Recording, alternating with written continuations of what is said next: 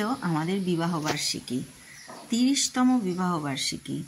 এতটা দিন পেরিয়ে এসে কেমন কাটালাম বিবাহবার্ষিকীটা, সবাই কিন্তু এই ভিডিওটা স্কিপ না করে দেখতে থাকো। কি আনন্দ, কি মজা হয়েছিল আমাদের সেদিন সবাই মিলে এই বিবাহবার্ষিকী উদযাপন করতে। সন্ধ্যাবেলায় সাজগোজ দিয়ে বসে আছি, চলে এলো বৌমা এসেই এত বড় একটা বাক্স করে একটা গিফট দিয়ে গেল। পরে দেখাবো কি দিয়েছিল, বিশাল বড় বাক্স। কি করে কলকাতায় নিয়ে যাব সেটাই ভাবছি।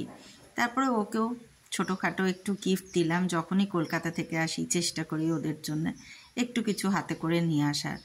ছোট ছোট ছেলে মানুষ, ওরা একা একা থাকে, আমার খুব কষ্ট হয়। আর হিয়াও ওখানে কলকাতায় একা, তাই এখানে আসলে সবাই মিলে সদল বলে একসাথে সময় কাটাতে আমরা ভীষণ ভালোবাসি। আমাদের আড্ডা গল্প শেষ হতেই চায় না।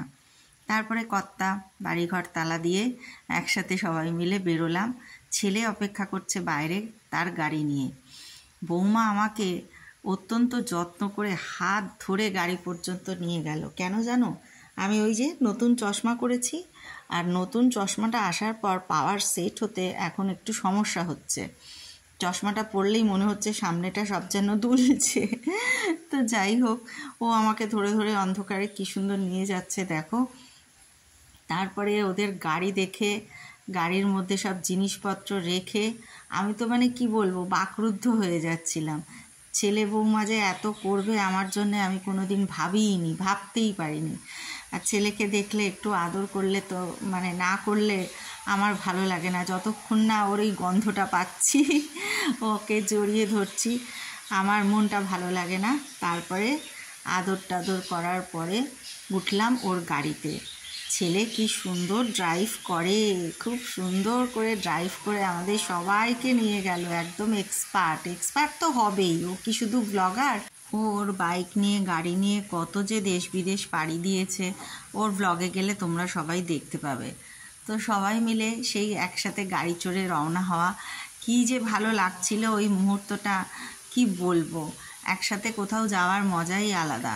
আর শান্তিনিকেতনের রাস্তা, সেই লাল মাটি, এখান দিয়ে যেতে তো আরোই ভালো লাগে। বিশেষত রাত্রিবেলা এত সুন্দর লাগে। রাত্রিবেলায় আমরা এর আগে যখন এসছি তখন ওরা ছিল না আমাদের জীবনে, কিন্তু সেই সময় যখন আমরা এই রাত্রিবেলায় কোনো জায়গায় গাড়ি করে গেছি, বিশেষত সোনাঝুরির দিকে, বল্লভপুরের দিকে, সেই রাস্তাগুলো একটা অসাধারণ সৌন্দর্য রাত্রিবেলা এইসব রাস্তার। আমরা সেই সব গল্প করতে করতেই চলছিলাম, আর সামনে দেখা যাচ্ছিল সেই রাস্তাটা, সেই অন্ধকারের মধ্যে, অন্ধকার রাত্রিতে আলো পড়ে রাস্তাটা কি অবর্ণনীয় সুন্দর হয়েছিল। তোমাদের হয়তো পুরোটা বোঝাতে পারছি না, তবু একটা ঝলক তোমরা দেখতে পাবে এই ভিডিওতে, সেটাই দেখানোর চেষ্টা করছি। এই করতে করতে আমরা এসে পৌঁছালাম সোনাঝুরি। এখানে একটা খুব ভালো রেস্টুরেন্ট আছে, রোশনাই আমাদের বরাবরই ভীষণ প্রিয়। এখানকার রান্নাগুলো ভীষণ ভালো হয়। এখানে অনেক রেস্টুরেন্ট আছে সোনাঝুরিতে, অনেক নামকরা রেস্টুরেন্ট, কিন্তু তাদের দলে রোশনাই সবার থেকে আলাদা। যেমন এদের ব্যবহার তেমন এদের খাওয়া দাওয়া ভীষণই ভালো লাগে আমাদের। বিশেষত কলকাতায় অনেক নামি দামি রেস্তোরাঁয় খেয়েছি, তো সেই জন্যে এখানে এসে বিশেষত বিরিয়ানি টাইপ কিছু খেতে গেলে যে অথেন্টিক স্বাদটা বিরিয়ানির, সেটা এই রোশনাইতে এসেই একমাত্র পাই, আর অন্য কোথাও পাই না। আর কর্তা যা করে, আমার পেছনে লাগছিল, অলওয়েজ এটাই করে যায়। হয় আমার পেছনে লাগছে, নয় মেয়ের পেছনে লাগছে, ইয়ার কি মারা ছাড়া ওর কোনো কাজ নেই। দেখো এবার আমরা ঢুকছি রোশনাইতে। এই রোশনাইয়ের খাবার আমার ছেলে বৌমাও ভীষণ ভালোবাসে, মেয়েও ভীষণ ভালোবাসে। আর ছেলের এখানে সবথেকে পছন্দের ডিশ হচ্ছে বিরিয়ানি। সেই জন্য আমরা ঠিক করেছি আজকে ওদের আমরা যে ট্রিটটা দেব তাতে বিরিয়ানি তো অবশ্যই থাকবে। তো আমরা এগোচ্ছিলাম রোশনাইয়ের পথ ধরে। এটা রোশনাইয়ের লন, নিচে সব থাকার ব্যবস্থা। তোমরা অনেক সময়ই শান্তিনিকেতনে আসো, দোলে আসো, দুর্গাপুজোয় আসো, তখন ইচ্ছে করলে এখানে এসে থাকতে পারো। তবে অবশ্যই প্রি বুকিং করে নিও। গুগলে ওদের নাম্বার পেয়ে যাবে, সার্চ করলেই। এই রোশনাই একদম সোনাঝুরির মধ্যে, আর ওদের রেস্টুরেন্টটায় কি পাবে, আর লিস্ট দিতে গেলে বিরাট হয়ে যাবে। তোমরা চেক করে নিতে পারো গুগলে, ভীষণ ভালো খাবার দাবার। তারপরে আমাদের জন্য অপেক্ষা করছিল আরও বড় একটা সারপ্রাইজ, সেটা তো আমরা ভাবতেই পারিনি। রোশনাইতে ঢুকে সবার সাথে আলাপ করে, মানে আলাপ আগে থেকেই ছিল কিন্তু অনেক দিন পরে গেছি, আমি তো এখানে থাকি না, আমরা থাকি কলকাতায়, তাই জন্যে বেশ অনেক দিন পরে পরেই দেখা হয়। তো ওখানে যে ছেলেরা থাকে, ওখানকার ওনাররা সবাই এসে খুব আমাদের সাথে শুভেচ্ছা বিনিময় করলো এবং তারপরে আমরা বসলাম, খাওয়ার অর্ডার দেব। হঠাৎ একটা সারপ্রাইজ। আমি তো মানে আমি অবাক, আমার কর্তা অবাক, মেয়ে অবাক, সবাই অবাক। কী ব্যাপার না, আমার ছেলে আর বৌমা করেছে দেখো কাণ্ড। তারা আমাদের জন্যে বিবাহবার্ষিকীর একটা কেক নিয়ে এসে উপস্থিত করেছে। মানে ভাবা যায়, আমরা এটা আশাই করতে পারিনি, এত বড় সারপ্রাইজ আমাদের জন্য অপেক্ষা করছে। তারা আমাদের জন্য কেক নিয়ে এসছে। জীবনে কোনো দিন, আজ 30 বছর আমি কাটালাম আমার বিবাহিত জীবন, কিন্তু আমার বিবাহবার্ষিকীতে কোনো দিন কেক কাটা হয়নি। এই প্রথম আমার বিবাহবার্ষিকীতে আমরা কেক কাটলাম আমার ছেলে বৌমার দৌলতে। বৌমাই পছন্দ করে নিয়ে এসছে ম্যাঙ্গো ফ্লেভারের একটা কেক, অসাধারণ ছিল তার স্বাদ।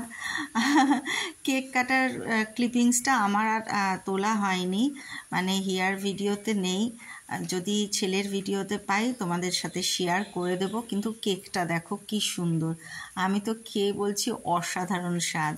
মেয়েও বলল, কর্তা অল্পই খেয়েছে যেহেতু ওর সুগার আছে, কিন্তু আমি আর মেয়ে প্রচুর কেক খেয়েছি। আর ছেলে বৌমাকে কি বলবো, অনেক অনেক ভালোবাসা, অনেক অনেক শুভেচ্ছা, অনেক অনেক আশীর্বাদ ওদের জন্যে। মানে আমরা হয়তো ওদের বাবা মা নই, কাকু কাকিমা, কিন্তু তবুও ওরা আমাদের বাবা মার থেকে কিছু কম যত্ন করে না বা কম খেয়াল রাখে না, খুবই আমাদের ভালোবাসে। এবং আমরাও সত্যি এখানে আসলে, শান্তিনিকেতনে আসলে ওদের ছাড়া কোনো কিছু করব এটা ভাবতেই পারি না। এখন এমন এই হৃদ্যতা গড়ে উঠেছে যে সব কিছুর মধ্যেই ছেলে বৌমাকে অবশ্যই চাই, না হলে একেবারেই কীরকম যেন লাগে। আমরা বহুবার শান্তিনিকেতনে এসেছি, সেই হিয়ার ছোটোবেলা থেকেই একা একা ঘুরেছি, একা একা থেকেছি, এখনও অনেক সময় একা একা থাকি, কিন্তু তবুও যখনই একটু সময় পাই, ওদেরও তো কাজকর্ম থাকে, তার মাঝে যখনই সময় পাই আমরা দুটো পরিবার এক হয়ে যাই। তারপরে খাবার অর্ডার দেওয়ার পালা, সবাই মিলে আলোচনা করে আমরা সেদিন খাবার অর্ডার দিয়েছিলাম। প্রথমে ওরা স্টার্টারে দিয়ে দিল ওদের কমপ্লিমেন্টারি একটা ডিশ, এটা চিকেন পপকর্ন ছিল, সেটাও খুব ভালো ছিল খেতে, ভীষণ ভালো খেয়েছি আমরা। তারপরে খেয়েছিলাম বিরিয়ানি আর চিকেন টিক্কা মশালা, এটা আমরা সবাই খেলাম। আর আমাদের কর্তা তো ডিনার করে না, কোথাও গেলেই হোটেলেই যাক, কারোর বাড়িতেই যাক, ও বাড়ি এসে স্নান করে পুজো করে তারপরে ডিনার সারে, সেই জন্য সামান্য কিছু খাবে। তা ওর জন্য অর্ডার দেওয়া হয়েছিল ফিশ ফ্রাই, ফিশ কবিরাজি না, ফিশ ফ্রাইটাও খুব ভালো ছিল। আর আমরা যে বাড়িটায় ভাড়া থাকি শান্তিনিকেতনে রতনপল্লীতে, তো সেই দাদা বৌদিও আমাদের ভীষণ ভীষণ প্রিয়, সেই জন্যে আমাদের বিবাহবার্ষিকীতে তাদের জন্যে কিছু আনবো না সেটা হয় না, তাই তাদের জন্যেও নিয়েছিলাম চিকেন বিরিয়ানি আর মটন কষা, তার সাথে ফিশ ফ্রাই, সব নিয়ে আমরা প্যাকেট করে দিতে বললাম। আর নিজেরা জম্পেস করে পেট ভরে সেদিনকে খেয়ে দিয়ে লাস্টে খেলাম ব্লু লেগুন, এটা আমার ছেলেই অর্ডার করলো আর আমার মেয়েরও ভীষণ পছন্দের। তারপরে ব্লু লেগুন খাওয়া নিয়ে খুব মজা হলো, খেতে তো ভীষণই ভালো লাগে, কিন্তু এই ধরনের রং করা শরবত আমি একটু অ্যাভয়েড করি, যেহেতু জানোই তোমরা আমার তো শরীরের অনেক কিছুই ডাক্তারের বারণ আছে, তা আমি একটু অ্যাভয়েডই করি। কিন্তু সেদিনকে সবাই মিলে খাচ্ছিলাম, একটা দিন খাওয়া যেতেই পারে, সেই হিসেবেই খেলাম। আর স্বাদটা সত্যিই ভালো লাগে ব্লু লেগুনের। তো কর্তামশাই আমাকে দিতে, আমি বললাম যাই আজকে খেয়ে দেখি কেমন লাগে। ভীষণ ভালো লাগছিল, বিশেষত অত রিচ খাওয়ার পরে ব্লু লেগুনটা আমাদের একেবারে শরীরটা জুড়িয়ে দিল। তো ছেলে দেখলাম ওর ব্লগিংয়ের জন্যে শ্যুট করছে, তাই আমি বললাম তোরা একটা কাজ কর, একটা সুন্দর রিল বানা, এই ব্লু লেগুনটা একসাথে এক গ্লাস থেকে তোরা খাচ্ছিস। আর আমাদের জিভের অবস্থা কি হয়েছিল দেখো, মা কালীর জিভ তো লাল আর আমাদের জিভ হয়ে গেছে নীল। হিয়া সবাইকে বলছে জিভ দেখাও জিভ দেখাও। সেই ছোটোবেলায় আমরা লেবু লজেন্স খেতাম না, লেবু লজেন্স খেলে কি আইসক্রিম খেলে এরকম জিভ লাল নীল হয়েছে, তো সেই ছোটোবেলার মতো মজা। আমার মেয়ে তো খুব মজা করছে, সবাই কি বলছে জিভ বের করো জিভ দেখাও, এইসব করছি। তো তারপরে বললাম চল আমরা রিল বানাই। আমার ছেলে বৌমাকে রিল বানাতে বলেছি, দেখো এক টানেতে ওদের খাওয়া হয়ে গেছে, আর একটু বেশি খা, আর একটু বেশিক্ষণ একসাথে থাক, একটু রোম্যান্টিক হ। তা না, আমার ছেলের মধ্যে এইসব একদম নেই। ওর কাজ সারার মতো তাড়াতাড়ি করে খেয়ে যতটুকু রিল বানাতে লাগে ততটুকুই সময় দিয়েছে। আমার কর্তাও এরকম বেরসিক, আর আমার ছেলেকে বেরসিক বলবো না, কিন্তু হ্যাঁ এখনও তো ছোট, ওদের আর একটু শিখতে হবে বউকে সময় দেওয়া। তারপরে যাই হোক, আমি তো আমার কর্তাকে ট্রেনিং দিচ্ছি যে দেখো এইরকম করে খাবে, এরকম করে রাখো। শরবতটা খাবে বলতেই আধ গ্লাস খাওয়া হয়ে গেছে, আবার আমার থেকে সেটাতে ঢেলে ফুল গ্লাস করে বলে এইবারে আমি যেভাবে বলছি আমার দিকে তাকাবে, ঠিক সেইভাবে আমার দিকে চাইবে। বলছে চাইবেটা কী জিনিস? আমি চাইবেটা হচ্ছে তাকাবে আমার দিকে, তারপরে আমি একসাথে মুখটা তুলবো, আমার তখনও আমার দিকে তাকিয়ে থাকবে। এরম করে ট্রেনিং দিচ্ছি যে রিল কী করে বানাতে হয়। সে বেচারা এইসব একেবারেই বোঝে না। একটা পেজ যদিও খুলেছে, কিন্তু তাতে এইসব একেবারেই নেই। ও নিজের ইচ্ছে মতো প্রকৃতি দেখায়, পুজো দেখায়, এইসব নিয়েই বানায়। তারপরে বৌমা আমাদের ছবিও তুলে দিল, স্টিলগুলো সেদিন সত্যি বৌমা খুব ভালো তুলেছিল। তারপরে আমরা বিল পেমেন্ট করে বাড়ির পথ ধরলাম। ভীষণ ভালো কাটলো দিনটা। তোমাদের কেমন লাগলো জানিও। তোমাদের সবার আশীর্বাদ সেদিন পেয়েছি, ভালোবাসা পেয়েছি, সেজন্য অনেক কৃতজ্ঞতা জানাই।